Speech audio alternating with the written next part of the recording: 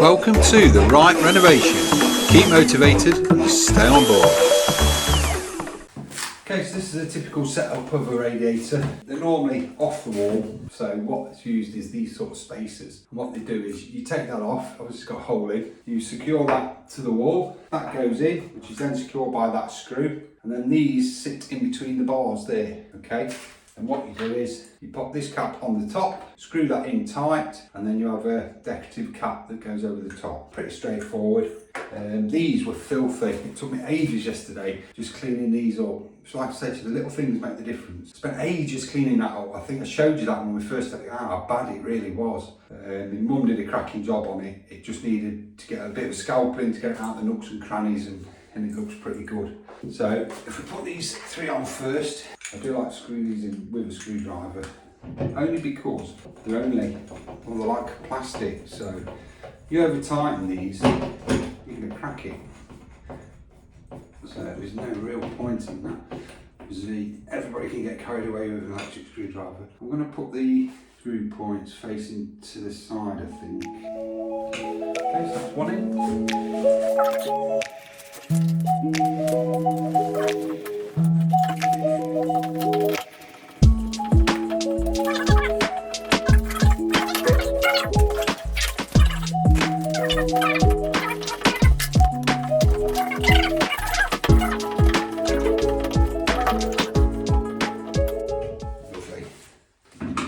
This is a bit of a two-man job, and if I'm right in thinking, these need to sit with the flats there and there, so they actually sit snug into there. I'll put these two in.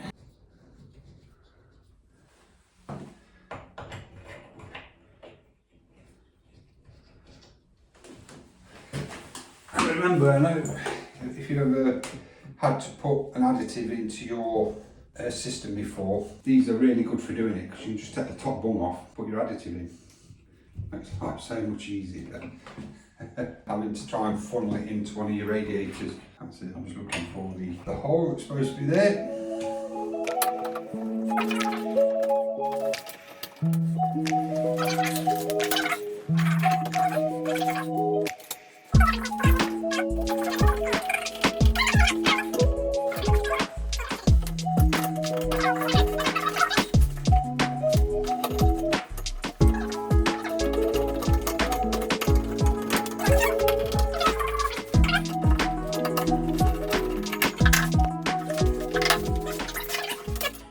Don't need to be cross-threading anything.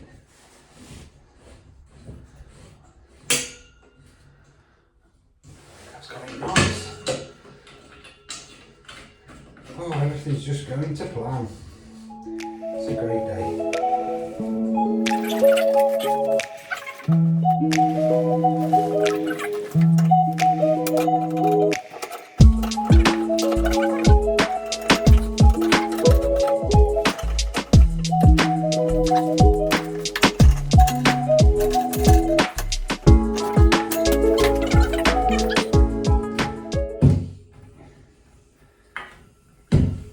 Remembered I left the lead screw open.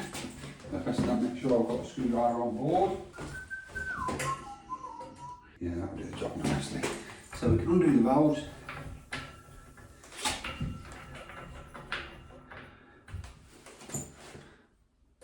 And what I might have to do is, once you do this, it drops the pressure on your heating system. So the pressure's gone, so it's no longer pushing the air out. So what I need to do is just nip downstairs and just re-pressure again. 2 seconds. Okay. Probably hear that now I've re-pressured the system. So the water will be making its way up both sides. Just going to prepare to get a bit of water on this one all over the new walls. Although I flushed the radiator out, took it outside and run the hose pipe through it. Just get any gunk out or anything like that. Once I've done all the radiators in the house, as I go room by room, I should put some additive in through here. There you go, the water's coming out. Which means the radiator is full.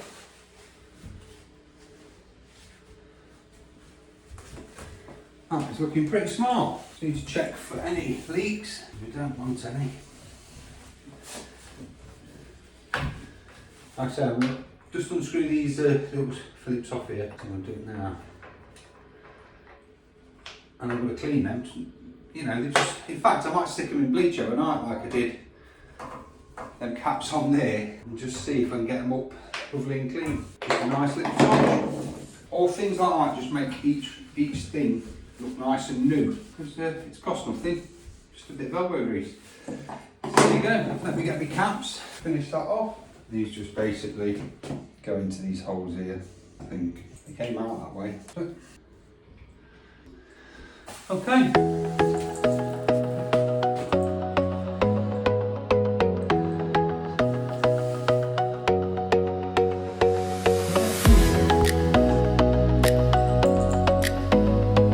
Bad job.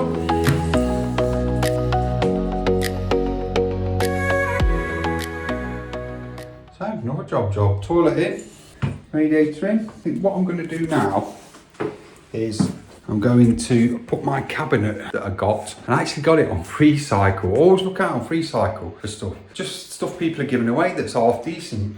Come and do a renovation on a budget like we are, then always look out for stuff like that. My missus is brilliant at looking for stuff like that. And I've got a nice big bathroom cabinet, and I know it's going to fit above the toilet there. It's the only place I can put it. Don't really want to put it on this wall because I want to keep that space, whereas before, when you come in your door, I don't want to be met by that at the side. So I think above there, it's got a nice big mirror on it. I'm going to put it there, and I'm going to have a little mirror above the sink. Right, let's get the cabinet up. So this is my cabinet, it's quite big. Just looks, it needs a bit of a clean up. It really does.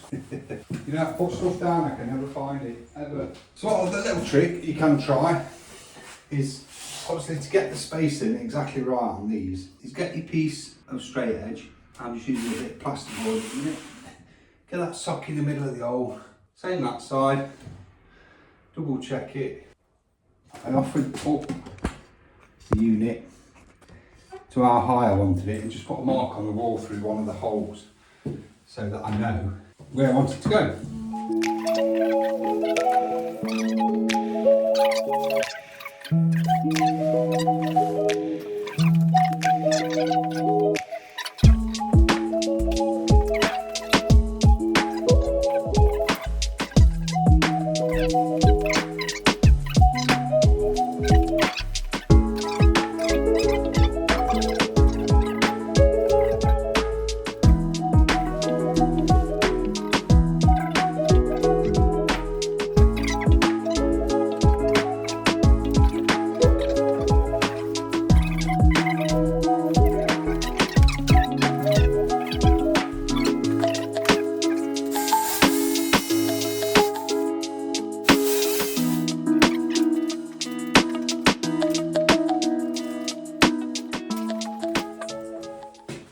I'm going to put a couple of 60mm screws in. The way this system's set up is you should be able to lift the cabinet up onto these screws. The chances of the heads going through these, because they go inside, for the head to go through there and then slot up, it's going to be, I mean, there's only 1mm around each screw head to get it in, so, and it's a heavy cabinet, which is why sometimes you need two people. So what I can do, this hole's already in the back of this. What I might do is lift them onto that first. This could go wrong. This could go very wrong. Hopefully it won't.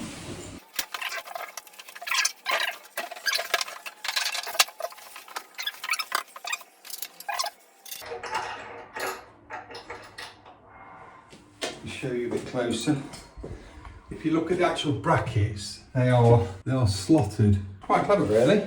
Simple, clever. Obviously that's not level. I can tell that by a mile off.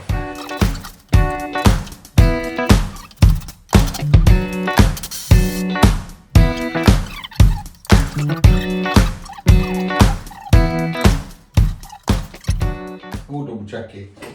Trying to get the spirit level back. So we can drop the door on, level the door up.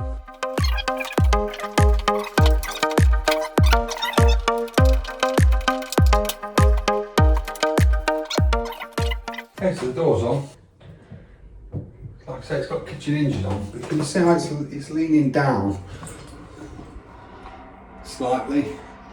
So with kitchen sort of fittings, you can adjust them up.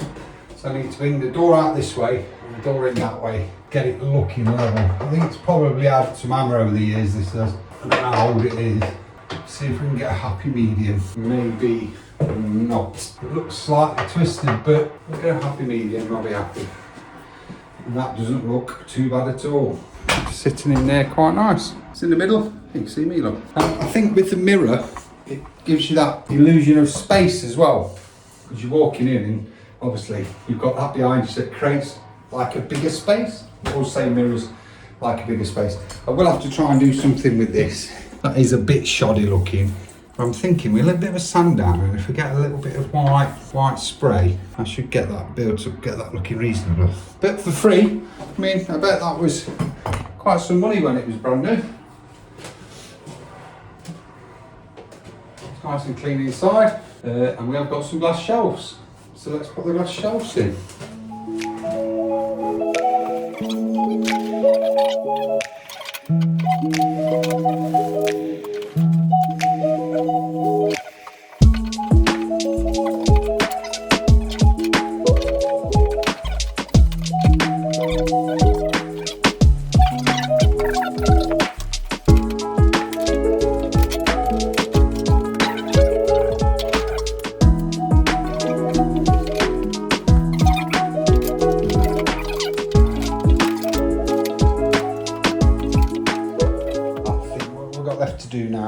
Floor's down, that's in, toilet's in, everything's working. I suppose tomorrow, it's about 3:30 now, so I'm going to have a good tidy up, put all my tools away. Reset for tomorrow, which is always a good idea when you're doing stuff like this, is at the end of the day, just put everything away tidy so you know where it all is. Reset, ready for tomorrow. Still no leaks on the radiator, which is good. And tomorrow, I think I'll put the shower cubicle in. Then when that's in, all I need then is skirting board and flooring and a few knickknacks. I'm sure the missus will sort that out because she likes the little signs up and what have you. So yeah, tomorrow it's the shower cubicle, which I'm notorious for getting in because we're a bit of a pain, and it is a two-man job. I'm going to have to improvise slightly and try and do it because they're big, heavy and horrible. So but it's a two-door one that slides open, so it'll work quite well. You come in the bathroom and you'll go into it this way because the doors are there. Rain shower above there, straight down, plenty of room. Then I've got the room to come into the sink to do what I need to do there, and obviously plenty of room for the toilet. Whereas before, if you remember back, I will try and put a clip on, I keep saying that, of what it looked before when the toilet was there, sink was there, crammed up next to the radiator, so you couldn't get on the toilet. There was a bath there, it was awful, and that wall, that alcove didn't exist, it was just a full wall. So I think on the whole, the planning's gone quite well. 3 tiles, as you know, that was the task, but it looks brilliant. And I think all the work under the floor with the pipes, the drains, repiping the sink, repiping the toilet, that all was all done. We've now got all the floor nice and level, screwed down. Shower tray in, that was set on a bed of tile adhesive, which is what they recommend, sand and cement. I don't. Do it on tile adhesive, you've got so much more play, and I think it's better. We stuck the shower in, got us hangers there. So yeah, we're pretty much ready. So I'm not having the flooring down until I've done the bedroom, which is the next project, the big bedroom. So I want to do that and then go to the carpet company and ask them to come and put me a carpet down in here when I've finished. And while they're here, they can lay me lino, because it's hard work getting a fitter out just to drop a bit of lino in here. It's going to charge you 45, 50 quid. And they just don't want it because it's a small job. But if you're coming to do a couple of jobs, it's not so bad. So I'll get that done. But everything will be in ready, and it'll be an up and running bathroom. Hopefully tomorrow we'll get this shower cubicle in. We'll have to seal up the sides with some sealant, so we'll have to let that go off, so I won't be able to have a shower tomorrow night. But after that, we should be a fully working bathroom. The last thing I will have to do then is the door, which you see I've got piled up here. But both these doors off, because the last thing you want when you're working up here is opening and shutting these doors all the time. So the door we took outside, put on the bench. I'm going to fully sand it down. It might need filling in some places, there's big divots in it and what have you, and big gloss strips. It's my worst nightmares with these houses is glossing, where people have glossed and glossed and glossed. It's a nightmare to get right. But they're solid wooden doors, they're not the hollow ones. So I'll strip it down of all the furniture and I'm going to sand it to death, fill any bad grooves in it. We'll get some new hinges, put some new hinges, because these look battered. So I may fill these in with filler, smooth them down best I can, and either move the hinge up a bit or down a bit and up a bit, and get 2 new proper ball bearing hinges on instead of the crap ones you use. I'll show you which ones I mean. They're well worth it. And we'll get the door in, and then it'll be paint the door surround, work your way out the bathroom. I've got to get a strip to put on there that runs up down there. I'll get one of these plastic strips to go on there. Yes, we'll be nearly there. We'll actually be out the bathroom. Yeah, I think it's looking good. I think it's looking good. Thanks for being on the journey with me through this. And like I keep saying, keep motivated, stay on board. You can do it and you'll enjoy doing it. See you tomorrow.